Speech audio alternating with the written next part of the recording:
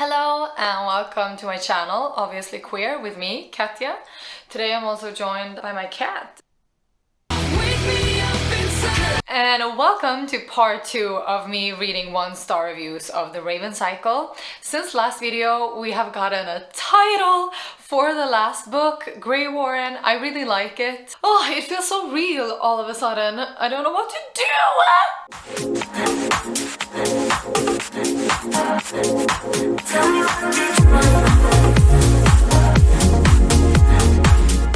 Blue Lily, Lily Blue. This is by far my least favorite of the bunch. There are parts of it that I think they aren't necessarily bad. It's just not for me. Jesse Ditley as a character, I think he's annoying. I don't think he adds a lot to the story. I take that back. I don't think he adds anything to the story. This is also interesting because now we're going into the third book of the series. So people who've written a 1-star review, like, they're still at the third book, so they stuck around. Here's the Grey Man again. Mainly the Grey Man and how everyone acts around him. If you don't know, he's a hitman, a murderer. No one cares that he's a murderer. No one. I feel physically sick thinking about this. I mean, I agree with this person, but I don't think it's this bad. Hope you're okay. Am I really supposed to just accept Ronan and Adam as a thing? There's literally no mention beforehand of Adam having any sort of feelings for Ronan.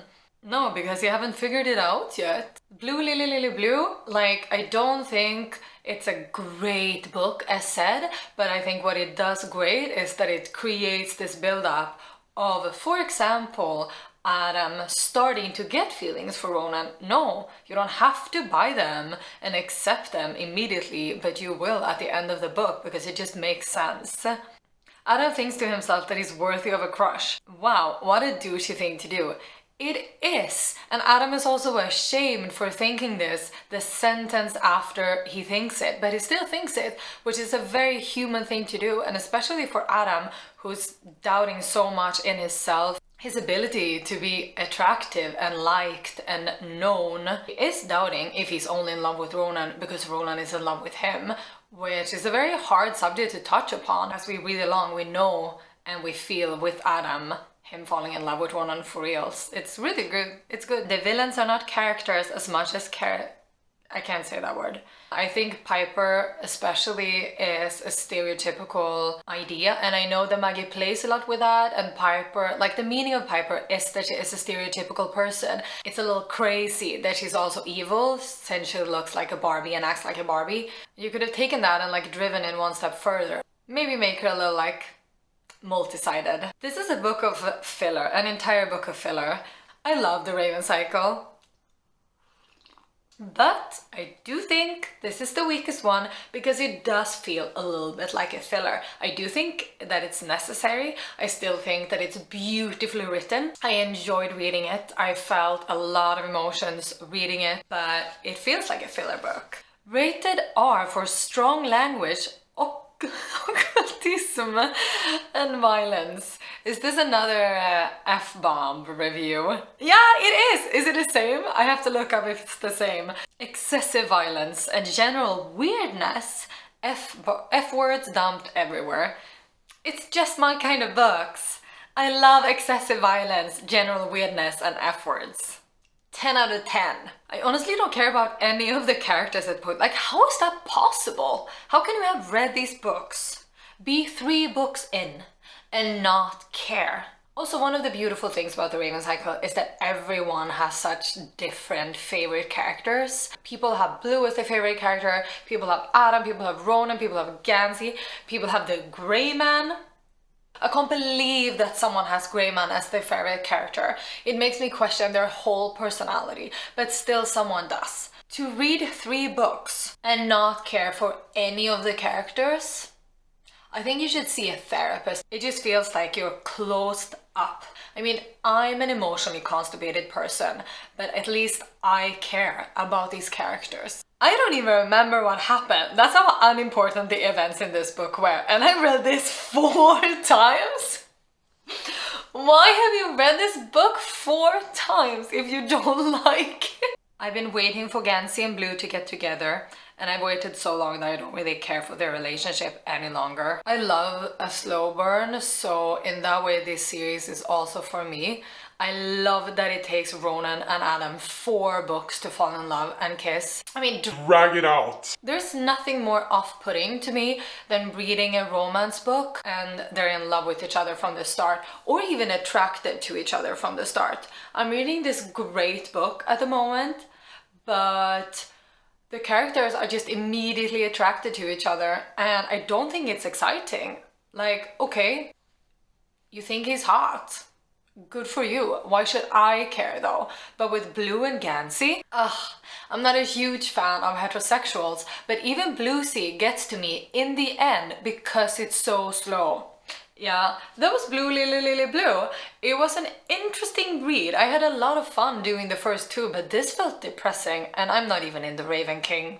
The Raven King, I honestly have like a little anxiety about going into the Raven King and reading the 1-star reviews because I know what it's going to be about, and it's a very infected subject almost. Like, I love the Raven Cycle fandom, but I mean there's also been a lot of hate towards Maggie even in the fandom. They've been really vocal to her and they've been really vocal overall about how problematic she is and how sloppy she was writing these books, and she doesn't care about the characters and she doesn't care about her fans, and she has bad intentions with everything that she does. People fucking hate her, and I do think that it's unfair. I don't think that she's problematic, and I think that she, most importantly, she learns from every experience. So, going into the Raven King, there are 2 things that I know is gonna come up a lot.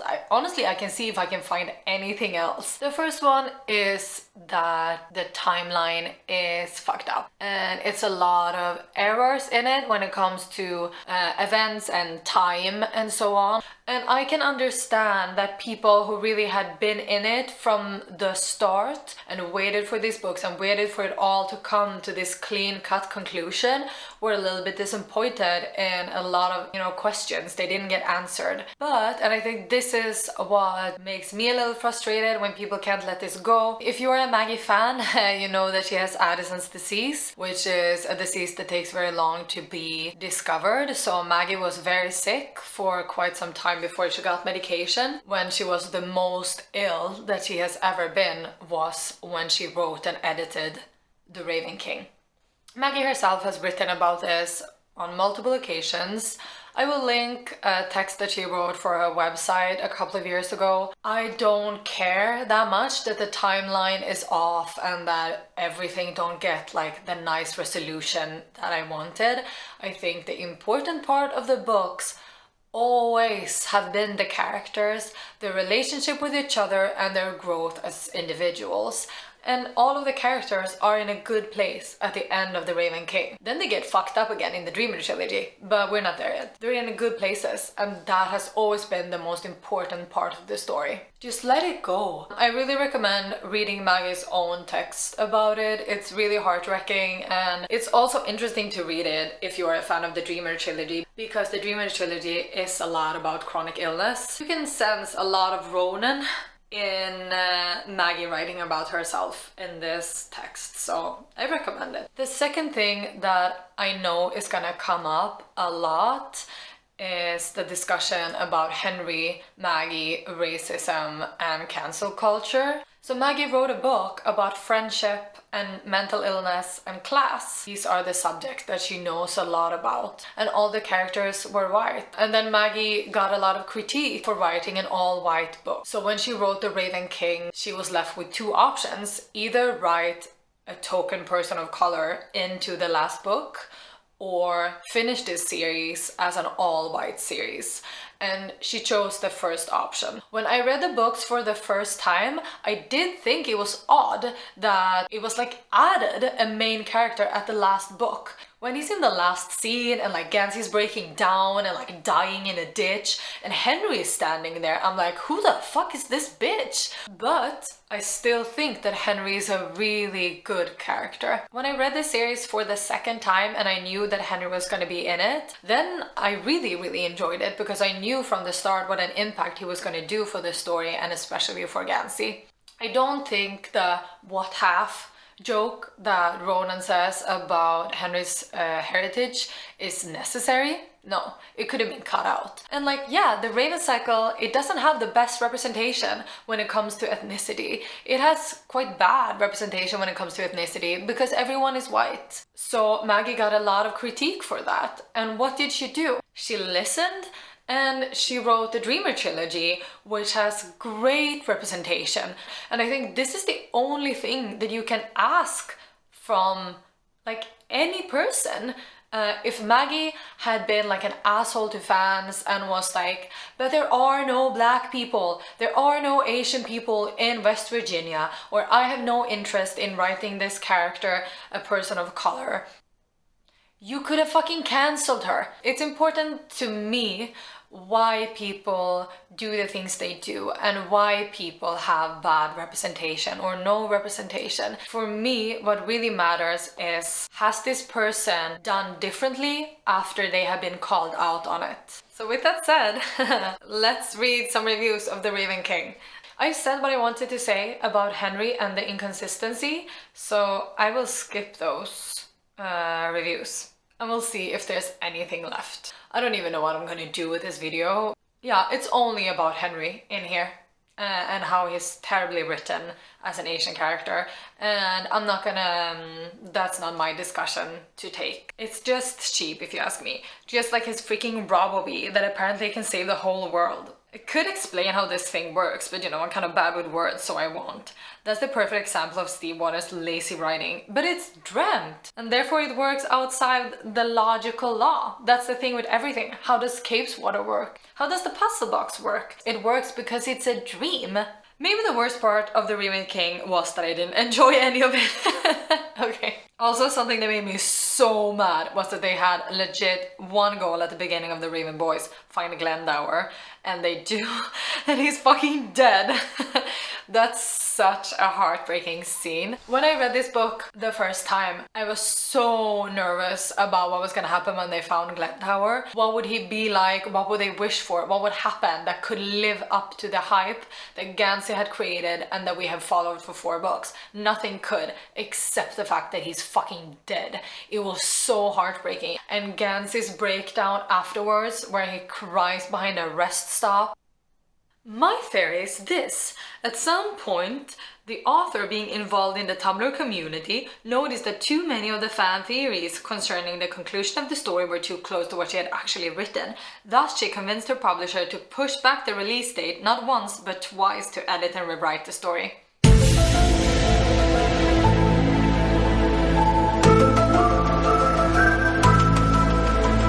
Again, I reference this text where she explicitly says that she had to push back the published date because she was close to dying.